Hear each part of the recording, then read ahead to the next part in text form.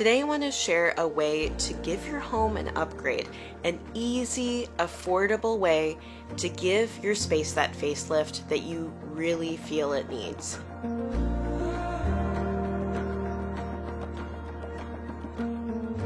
I feel like I want to have a home where I walk in and I'm like, I feel more relaxed. I want to feel like I can actually unwind in my space rather than get all riled up by the stress of it. And I feel like if I have a pretty looking space, it actually makes me feel better.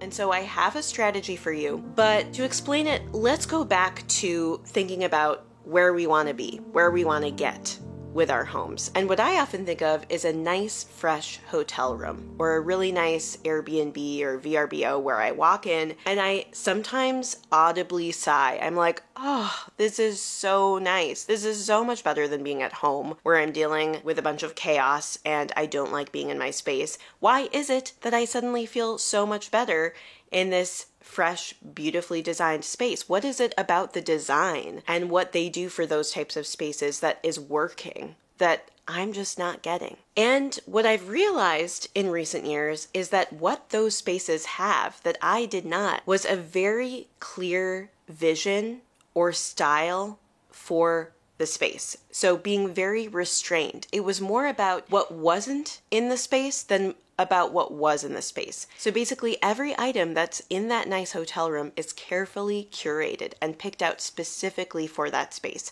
There's intention. Everything in that room has the same look. If there's dark wood, everything is dark wood. Or if there's light wood, everything is light wood. And so thinking about it more, I eventually realized it's about what's not there, not what is there. Because in your home, quite often it's like you've gotten things over the course of many years and you had different visions for your space. Or maybe you've been gifted things or have inherited things that don't really mesh well together. And so there's this mishmash of different looks and vibes and it's just not jiving well together. I don't want to disparage some eclectic looks. Like if you're a designer who's very intentional about having a little bit of beautiful chaos, I am all for it. But I would argue for most of us, including me, I don't have that like brilliant artistic wisdom to figure out like, oh, this weird funky thing will go with that weird funky thing. So if you're that type of person, I mean, go for it. But for most of us, we end up just kind of like collecting things, hand-me-downs over the years, and we just kind of throw them in our spaces, and then we're left with what we have. And so what that has ultimately led me to is to realize the best way for me to enjoy my own home is to declutter. Maybe you guessed it at this point, because I do talk a lot about decluttering on this channel, and I don't want to lose you here yet. Stick with me because I just want to have a chat about it.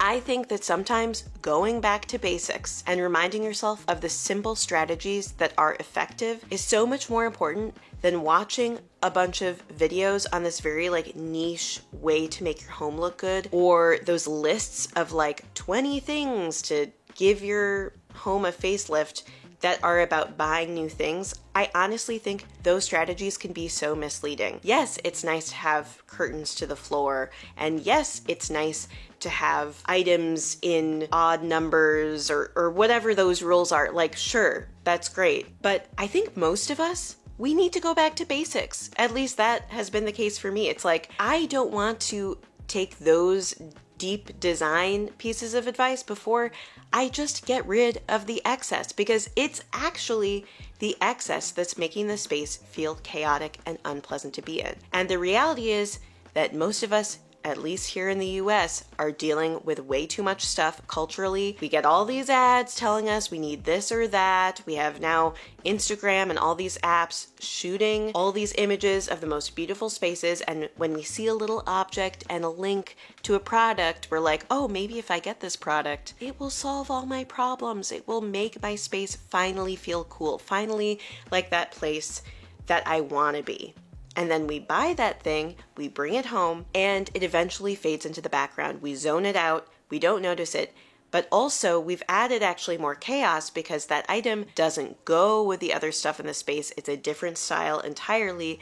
And so ultimately we've led to these like conflicting forces. We haven't been picking things in a restrained way. And so soon it's like all these competing vibes and styles are just adding more chaos to the space. I also think part of it is often styles are so quick to flip around. Like, I don't, again, think it's our own faults. It's like, it used to be that having everything super white was in, and now it's like painting all the walls a very dark color and a dark ceiling and wallpaper everywhere, even on the ceiling, even on the floor, you know, all these kind of intense colors. And then next week it'll be, oh, paint everything black. Who knows what it is? But because these styles turn over so quickly, it's hard to keep up with. And then if you try to keep up with it, you just keep adding more to the space and you just have more and more over time and none of it's working together. And then you come home at the end of the long workday and you're like, I don't feel good in my space.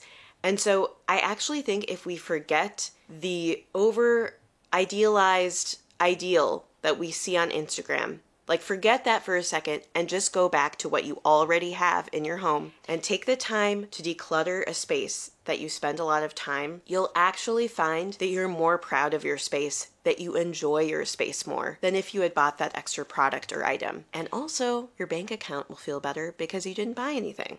And I want to say, I don't want us to beat ourselves up about collecting too much because, again, it's society that's pushed that on us. It's how many of us were brought up. It was how the whole world of advertising was built. It's also about often how we relate to other people and admiring what other people have. And it's wrapped up in relationships and how we express ourselves. And society is the problem. It's not you. It's not you. But if you find yourself in this web of too much stuff, which I have often experienced myself, the key is to just take a break from it and go back to basics. Just take that 20 to 30 minutes here or there. Carve out that time in your day and you will see how it starts to feel. And I think part of it is having that clear vision of why you're doing it. You want to get to that favorite hotel room of yours that you loved on that special vacation. Harken back to those memories of how that felt when you first walked into that space. And anytime when you're having trouble decluttering something and you're thinking, oh, but this is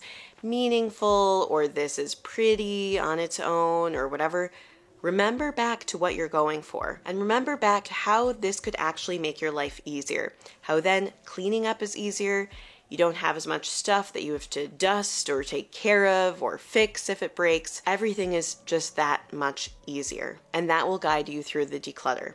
And I got to say, another reason why it's not our fault is that part of why it's hard to declutter is that we get complacent. And why do we get complacent? It's because life is hard. Let's be honest. We've got maybe a job and or we've got kids to take care of or we have a pet or an event we need to organize. We have taxes. We have to update our driver's license and our passport and we need to send in some paperwork for our job or for our kids' school or we need to finally get around to getting that haircut scheduled or we need to schedule someone to fix something in our house or tell our landlord or the list goes on. There's so much to deal with all the time, and especially if you're dealing with two jobs or a job and a hobby that takes a lot of effort. Sometimes we just don't have the time. It's just too much. Believe me, I get that it's hard. I get that sometimes it feels impossible to make that time. For me also, even I have MS and I'm tired so much of the time. It's like if I do have a moment to not do the things I absolutely have to do, it's like I need to sit down and rest my eyes or like sit down and zone out to a TV show for a couple hours. You know, I don't want to be tidying and cleaning during those times sometimes, you know? But I do think that if somehow you can find a way to fit it into your weekend or into, say, your morning, find the time. And maybe it's not today, maybe it's not this week, maybe it's not this month, because maybe this month is a crazy month for you. But take this little nugget of truth and lock it away and think about maybe like, say, even 6 weeks from now, could you start the process of decluttering? Can you literally go to your Google Calendar or wherever you keep your calendar and schedule in a reminder for a day when you're like, I don't have anything scheduled for that Saturday yet. I'm going to put it in my Google Calendar. We're going to do family cleaning. When I say clean, I mean declutter. Sorry. Cleaning probably already is a part of your schedule, but like what I'm actually talking about is not cleaning. It's about literally just decluttering. Not about vacuuming, not about dusting. It's about getting rid of the excess so that you can get to that more unified feel in your space where every item you are actively choosing to have in your space. So it does have that curated feel that you might see at a hotel. And again, my whole house isn't perfect. This main area isn't perfect all the time. I'm still working at it. In fact, I'm making this video hugely to motivate myself to go declutter and to remind myself of this lesson. I guess I'm just saying, at least with this main area, because I've done that more restrained vibe for the style and having more cleared off surfaces, I actually feel more relaxed in this space and I can use it more. I don't have to hide it away. I can feel good about it. And I want to do that with more spaces in my house. And it is a process. It's a journey. It's not all going to happen at once. You don't have to be perfect. That's the other thing. Sometimes I feel like the only time I can declutter is when I can do a very deep declutter. You know what? I've realized with the barriers of life, sometimes you can't devote an entire weekend to a declutter and all you have is 15 minutes. And so use that 15 minutes, get rid of some stuff. Take a garbage bag, go around the room.